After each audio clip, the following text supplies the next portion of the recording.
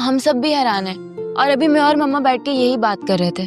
वैसे मुझे लगता है कि चाचू के दिल में बेटियों का ख्याल है, लेकिन मेरी मोहतरमा नानी हजूर और खाला जान ये ख्याल कायम नहीं रहने देती। वो तो है, लेकिन अभी मसला दूसरा है। सयाम भाई की बहन ने अभी तक इशारतन भी अर्शी और सयाम भाई के रिश्ते की बात नहीं की है। तो अभी उन्हें आए हुए दिन ही कितने हुए हैं, कर लेंगी बात। हाँ, लेकिन मुझे तो सयाम ने कहा था कि उसकी बहन रिश्ते की बात करने आ रही है। अब जिस काम के लिए इंसान इतनी दूर से आए, वो बात तो करनी चाहिए ना। फिक्रमंद हो रही हूँ बेटा मैं।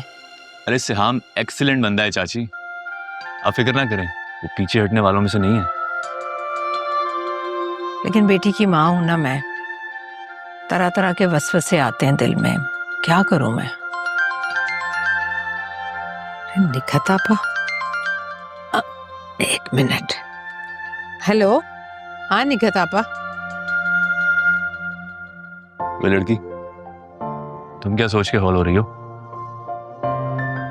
सच बताऊं तो मैं आपके और अपने बारे में ही सोच रही हूँ। हमारी भी सिचुएशन एकदम सेम ही है। वहां से हम भाई की बहन नहीं मान रही है तो यहाँ आपकी खाला और नानी नहीं मानेंगी। तुमने वो कहावत नहीं सुनी, जब मियाँ बीवी राजी तो क्या करेगा काजी? ये सब सिर्फ कहने की बातें होती हैं, जब शादी होती है तो फिर पूरे घर को लेके चलना पड़ता है।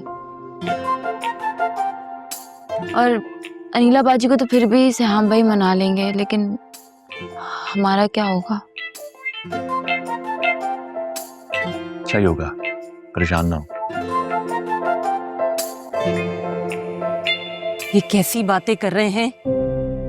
नौकरी खत्म हो गई, मुस्तकिल यहाँ आके रहेंगे। इतने खर्चे हैं इस घर के, नौकरी छोड़ने से पहले एक बार भी सोचा है कि घर का खर्चा कैसे पूरा होगा? शगुफा, तुम जानती हो मैं मेहनत से नहीं घबराता, लेकिन मैंने तुमको इस गरज से नहीं बताया कि तुम परेशान होगी।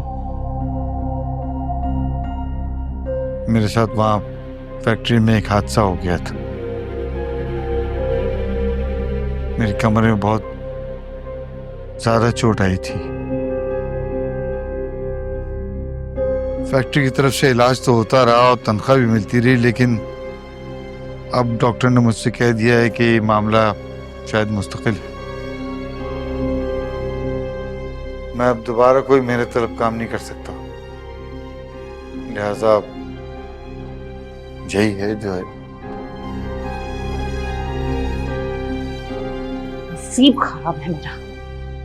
जब तक बहन और भांजियां घर में थी तब तक भर भर के कमा रहे थे। अब जहां मेरी बारी आई है तो काम छोड़ छाड़ के घर पे आकर बैठ गए। समझ में नहीं आ रहा क्या करूं, कहां जाऊं। मेरा ही नसीब खराब है। तुम्हारी नीयत खराब है शगुफा, और मुझे लगता है तुम्हें अपनी खराब नीयत का ही सिला मिल रहा है। कुछ अंदाजा है आपको? कुछ समझ में आ रहा है क्या बात कर रहे हैं आप? अच्छी तरह पता है, तुमने मेरी बहन और भांजियों के साथ भी बुरा किया और मुझसे भी बुरा करवाया। हाँ हाँ, और आप तो नन्हे चूजे हैं ना। मैं हूं शैतान की खाला, सारे बुरे काम मैं ही तो करती हूँ। मैं बता रही हूँ, ये मुझ पे इल्जाम लगाने की बिल्कुल कोशिश मत कीजिएगा। जो किया है ना आपने खुद किया है, मैंने कोई नहीं बरगलाया आपको। तो भुगत भी तो रहा हूं, लेकिन अब मैंने सोचा है कि मैं अपनी बहन और भांजियों से माफी मांगू और उनको उनका हक पूरा पूरा दे दूं। शायद इसी तरह से मेरी सेहत कुछ बेहतर हो जाए। क्या क्या मतलब है? मुझे भूखा मारने की पूरी प्लानिंग करके आए हैं? पहले आमदनी बंद और अब सर से छत छीनने का इरादा है? मैं बता रही हूं, ना ये घर बिकेगा और ना मैं इस घर का बंटवारा होने दूंगी। ये घर मेरे बाप ने बनवाया था और इसमें हम दोनों बहन भाइयों का बराबर का हक है। अरे बहनों का हिस्सा कौन देता है? और उन पर ये एहसान क्या कम है? इतने बरस हमने उन्हें इस घर में रखा है, काफी है। तुम फिर मुझे बरगला रही हो। शैतान की चेली ना हो तो। लेकिन अब मैंने सोच लिया, मैं तुम्हारी बातों में हरगिज नहीं आऊंगा।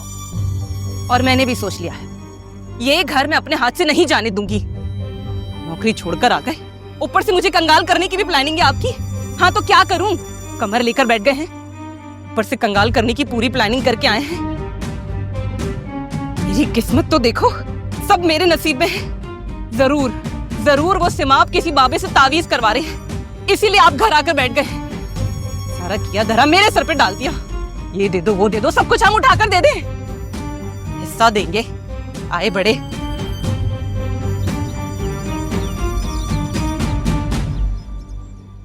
Insaaf uncle, thank you so much कि आप मेरे बुलाने पर आ गए। एक्चुअली मैंने सोचा है कि मैं एक बार आपसे और आंटी से भी मिल लूं और इनवाइट भी कर लूं साथ साथ।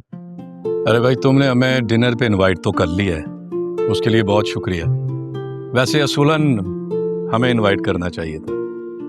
अब तुम्हारी बहन इतनी दूर से आई है, हमारी मेहमान है, और फिर तुम्हारे अब्बू के नाते मैं तो उसका चचा हुआ ना। चलें फिर, ये तो घर वाली बात हुई ना, मैं बुलाऊं या आप बुलाएं कोई फर्क ही नहीं पड़ता, लेकिन आप लोगों ने आना जरूर है, ठीक है? और अर्शी, आप बताएं कि आपकी चोट कैसी है, आप ठीक है ना?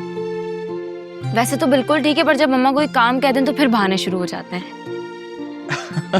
अच्छा, बहानेबाजी में तो एक्सपर्ट है ये। नहीं, मैं, अरे क्या हो गया, मैं तो मजाक कर रहा था। अच्छा अंकल आंटी, मैं चलता हूँ, इजाजत दीजिए, हॉस्पिटल जाना है मुझे। Okay, Allah Hafiz. Thank you. बेटा 2 मिनट जरा बाहर रुकना, मैंने तुम्हें कुछ दिखाना है। जी ठीक है। अर्शी, अनुशी, आओ मेरे साथ। जी।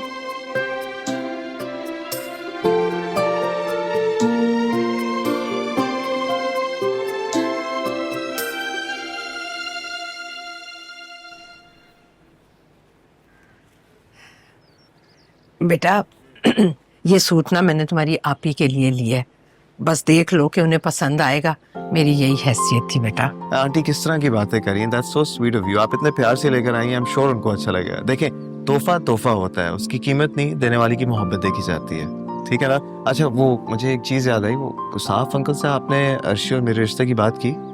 बेटा कैसे बात करती, तुम्हारी आपी ने तो इस ख्याल का इजहार ही नहीं किया मुझसे अभी तक। आंटी मैं कह रहा हूँ ना आपको, देखें आप सिर्फ उसाफ अंकल से ना इस टॉपिक पे बात कर लें और उनकी राय ले लें। बाकी जहां तक आप ही का ताल्लुक है, वो करीब आपसे बात कर लेंगे, वो इसी वजह से तो आई है पाकिस्तान। तो इसलिए प्लीज आप परेशान ना हो, मैं अपनी बात से नहीं फिरने वाला, आई प्रॉमिस यू। जीते रहो बेटा, खुश रहो। ठीक है, अच्छा मैं चलता हूँ। अच्छा बेटा, ओके, खुदा हाफिज, हाफिज, अपना ख्याल अल्लाह रखिएगा, हाफिज, बाय। अल्लाह हाफिज।